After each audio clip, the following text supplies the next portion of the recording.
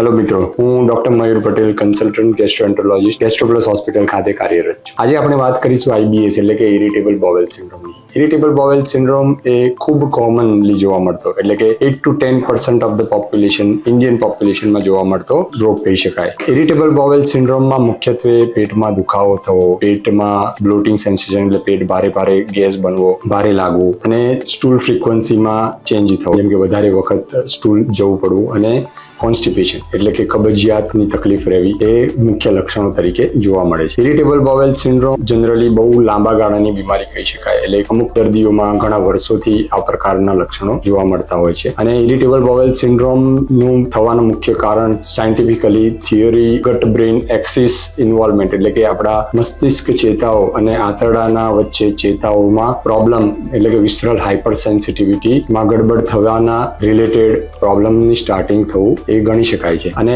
એમાં lifestyle modification, dietary modification અને અમુક મેડિકેશનથી ઘણા ખરા દર્દીઓને મહદ અંશે આરામ મળે છે, જેથી કરીને ઇરિટેબલ બોવેલ સિન્ડ્રોમમાં આ પ્રકારના લક્ષણ જણાવતા દર્દીઓને તેમના ગેસ્ટ્રોએન્ટરોલોજીસ્ટનો સંપર્ક સાધવો અને એની પ્રોપર ટ્રીટમેન્ટ થવી ખૂબ જરૂરી છે.